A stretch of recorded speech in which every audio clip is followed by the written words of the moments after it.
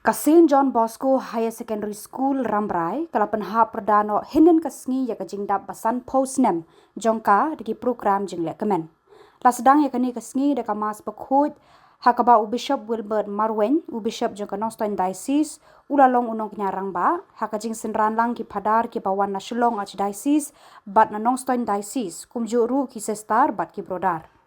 Bishop iaroh ya ka salesian St.John Bosco ki bala ai met bat mensim na ka benta ka jing penpriang ya ka jingnet bat ka jing nang jing start ha kini ki than menta la san po Snem.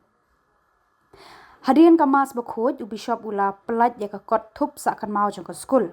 Ha kan opai sngi shwaban sdang ya ka program jinglehkmen la pediang sngo bha ya baro da Fr Gilbert Gel Bhoi ubade principal jong ka ni ka school. Ki khana school jo ka St.John Bosco bat ki khana school barim ki la penshong shed ya ki pat ba. Vice provincial jo ka Shillong Province Fr Gilbert bat Bah R.G Momin local MLA jo ka Rambrai Jerngam bat Bah Lurshai Kharbani ki dei ki kongsan ha ka ni ka sngi.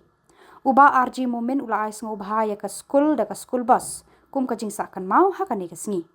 La penkut ya ka ni ka sngi da ka jing ya kop thei bat rangbah briu jo ka school Mr and Miss Jubilee. Ke headmistress Sister Marylang Suchiang kala ai khuble ya baro ki ba la shakhot sngo bha ba ya ka school managing committee bat kumjuh ya ki nong le bha ki bla tre borba ban pen urlong ya kani ka sngi sa kan mau ka bajob.